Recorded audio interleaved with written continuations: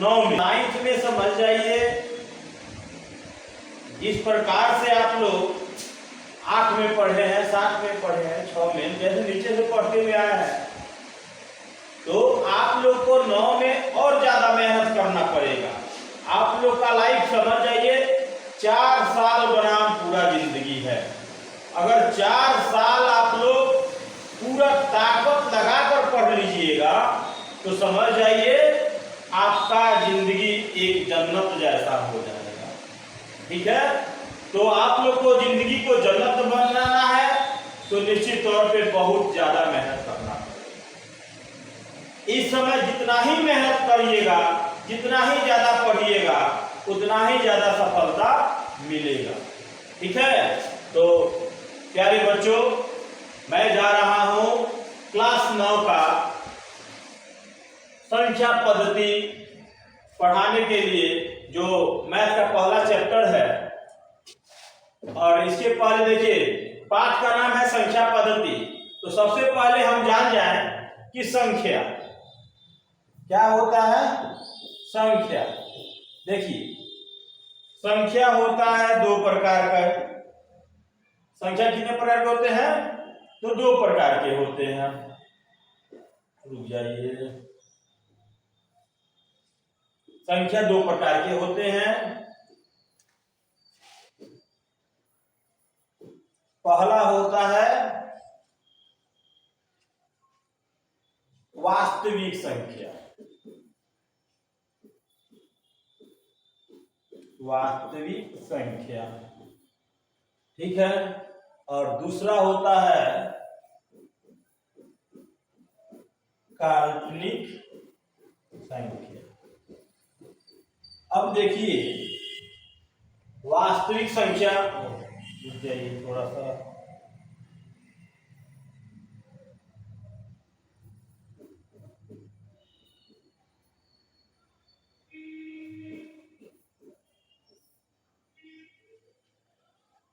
वास्तविक संख्या। ठीक है, ठीक है ना। तो देखिए, वास्तविक संख्या और काल्पनिक संख्या।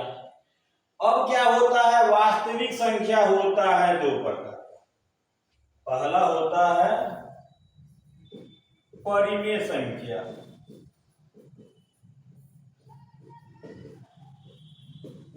और दूसरा क्या होता है, अपरिमेय संख्या।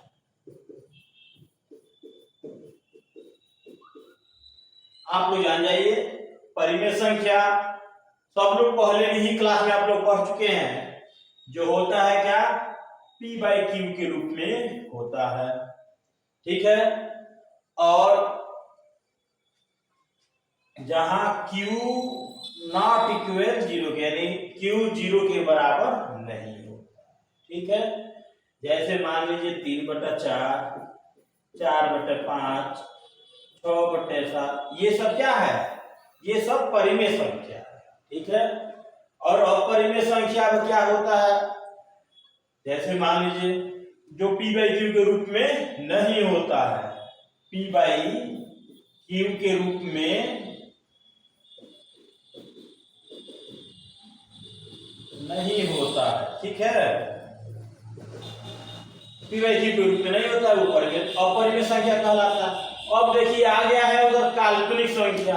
तो काल्पनिक संख्या किसे कहते हैं, ना आप लोग 9 में पढ़िएगा, ना 10 में पढ़िएगा, आप लोग पढ़िएगा 11 में, लेकिन मैं थोड़ा सा बता दे रहा हूं।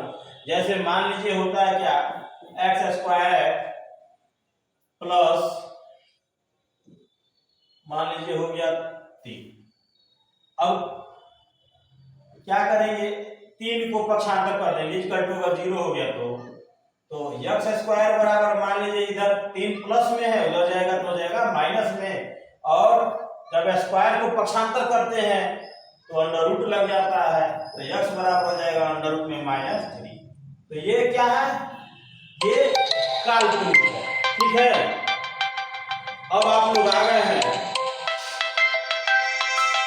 आप लोग डायरेक्ट आ जाइए एक्सरसाइज। ठीक है, अब एक्सरसाइज पे आइएगा। तो देखिए, सबसे पहले पहला सवाल है आप लोग का, क्या शून्य एक परिमेय संख्या है?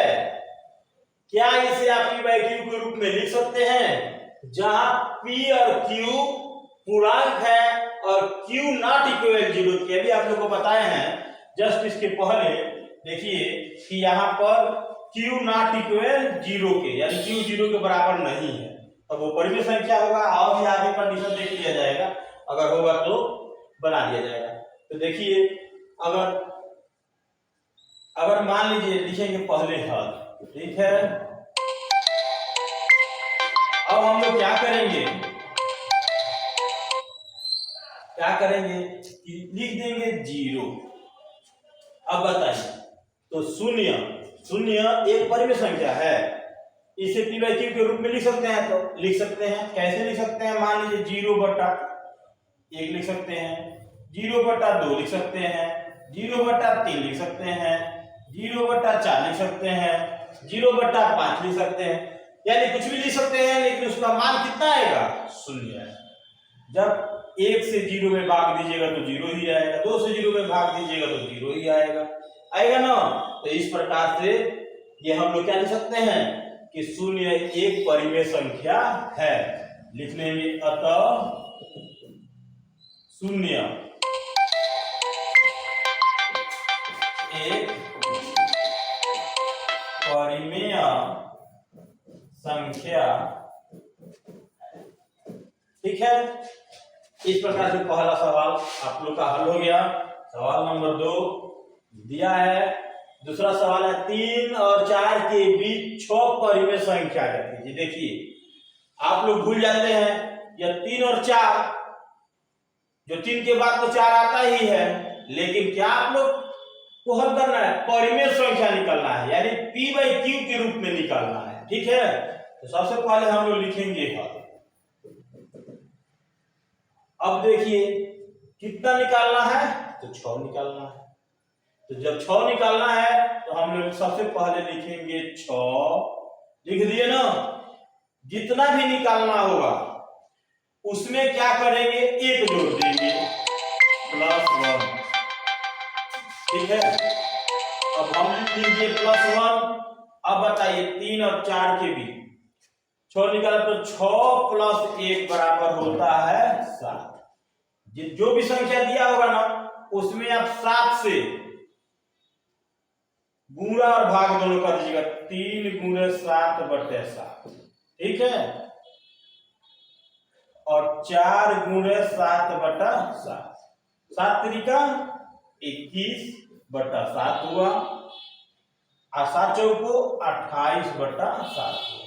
अब देखिए इन दोनों के बीच में निकालना है, ना इसको लेंगे और ना इसको लेंगे, इसके बीच में। तो 21 के बाद क्या आ जाएगा? 21 के बाद आता है 22। तो लिखिएगा क्या आप लोग? 22/7। 22 के बाद क्या आता है? तो 23/7, ठीक है। 23 के बाद क्या आता है? 24/7, 25/7, 26/7 और 27/7। हमको निकालना बैठ है 6 ठो गिन कर देखिए 1 2 3 4 5 6। ना हम इसको लिए हैं ना इसको लिए, दोनों के बीच में लाना है। आप लोग बीच में भाग देकर देख लीजिए। 7 में जब 22 से भाग दीजिएगा तो 3 दशमलव कुछ करके आएगा, जो कि 3 से अधिक होगा और 4 से कम होगा, ठीक है। तो इस प्रकार से ये आप लोग का आंसर हो जाएगा। देखिए इसमें आंसर अलग अलग भी हो सकता है, ठीक है, लेकिन हम लोग को लाना है 3 और 4 के बीच में, इसलिए हम लोग का आंसर ये होगा। अगला सवाल है, देखिए सेम दूसरे के जैसा ही है, लेकिन ये p by q के रूप में दिया है। 3/5 और 4/5 के बीच यहाँ पर 5 परिमेय संख्या निकालना है। तो सबसे पहले आप लोग से बोले थे क्या? जितना निकालना है उसको लिख लीजिए 5। 5 निकालना है तो 5, और इसमें क्या जोड़ेंगे? 1। 5 से कितना हो जाएगा? 6, ठीक है। अब 6 से दोनों संख्याओं के अंश और हर में क्या कर देंगे? गुणा करेंगे। देखिए 3/5 गुणे 6/6, ठीक है। अब बताइए 4/5 गुणे 6/6, 6 में 3 से गुणा करेंगे कितना आ जाएगा जी 18, और 6 में 5 से गुणा कर देंगे तो कितना आ जाएगा 30। ठीक है, अब देखिए 6 में 4 से भी गुणा करेंगे कितना जाएगा 6 चौको 24 और 6 पचे 30। आगे ना हमको निकालना है 5 परिमेय संख्या। 18 के बाद क्या आता है 19/30, 20/30, 21/30, 22/30, 23/30। काउंट करके देख लीजिए 5 है, 1 2 3 4 5। हम लोग क्या करेंगे यानी इसको भी छोड़ देंगे और इसको भी छोड़ देंगे, क्योंकि इसके बीच का ही संख्या निकालना है ना, तो बीच का हमारा ये आंसर आ गया। ठीक है, अब बताइए ये काट कर देखिएगा तो 3/5 और 4/5 के बीच में ही आएगा। ठीक है, ठीक इसी प्रकार से हम लोग अब हल करेंगे। इसके नेक्स्ट सवाल है, नीचे दिए गए कथन सत्य है या असत्य, कारण के साथ अपने उत्तर दिए। यानी कारण भी बताना है, यानी सही है तो क्यों सही है और गलत है तो क्यों गलत है, दोनों बताना है। ठीक है, तो देखिए पहला दिया है, क्या दे दिया है, प्रत्येक प्राकृतिक संख्या एक पूर्ण संख्या होती है। तो आप लोग पहले जानिए कि प्राकृतिक संख्या क्या होता है। ठीक है, कितना से होता है। ठीक है, तो लिखेंगे हल। ठीक है, अब बताइए प्राकृतिक संख्या लिख लीजिए यहां पे।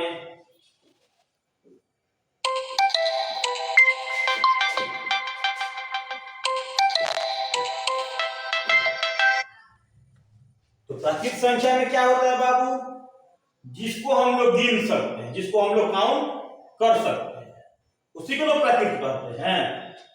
तो क्या होता है 1 2 3 4 5 6 7 8 9 डॉट डॉट डॉट, जितना हम लोग गिन सकते हैं वो सब क्या होता है प्राकृतिक होता है। ठीक है, मान लीजिए 9 10 11 12 13 जितना भी होगा सब वो प्राकृतिक में आ गया। और दूसरा क्या होता है पूर्ण संख्या। अब बताइए पूर्ण संख्या क्या होता है, तो लिख लेंगे हम लोग क्या पूर्ण संख्या। अब पूर्ण संख्या में क्या होता है, तो इसमें 0 से शुरू करते हैं। ठीक है, एक 0 एक्स्ट्रा हो जाता है और बाकी सब प्राकृतिक संख्या होता है। ठीक है, तो क्या हो जाएगा 0 1 2 3 4 5 6 7 8 9 10 11 जितना आप काउंट कर सकते हैं वो सब क्या हो जाएगा, 0 से ऊपर जितना काउंट कर सकते हैं सब हो जाएगा पूर्ण संख्या। ठीक है, अब क्या कर रहा है प्राकृतिक संख्या, प्रत्येक प्राकृतिक संख्या पूर्ण संख्या होती है। तो देखिए 1 है तो है, 2 है तो है, 3 है तो है, यानी जितना है उतना इसमें पूर्ण संख्या में है, इसलिए पहला क्या हो जाएगा सत्य। ठीक है, 2 नंबर सवाल क्या है, 2 नंबर का यहां से हल लिख लीजिएगा। प्रत्येक पूर्णांक एक पूर्ण संख्या होती है। अब देखिए पूर्णांक, अब पूर्णांक क्या होता है, तो पूर्णांक जितना भी लिख लीजिए पूर्णांक,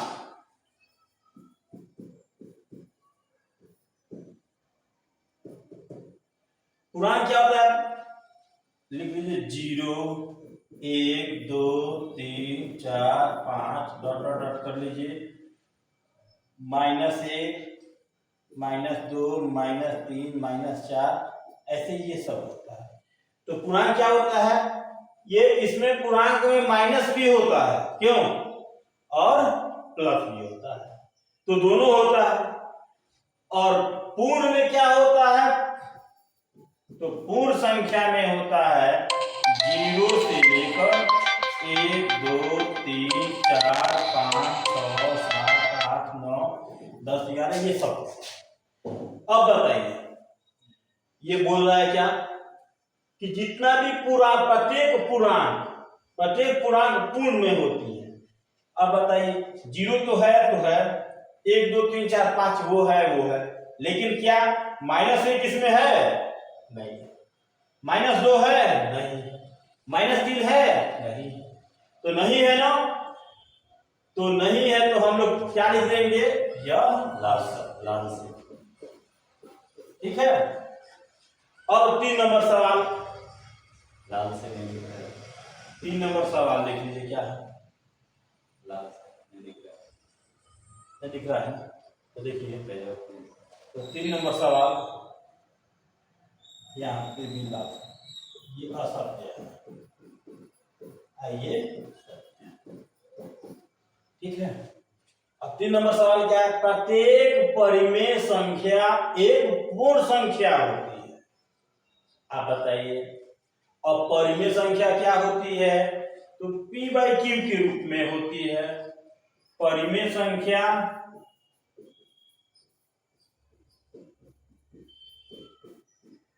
p/q के रूप में होती है।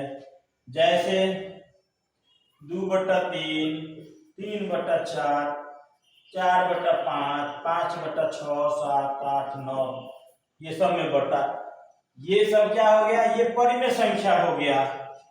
और पूर्ण संख्या क्या होता है?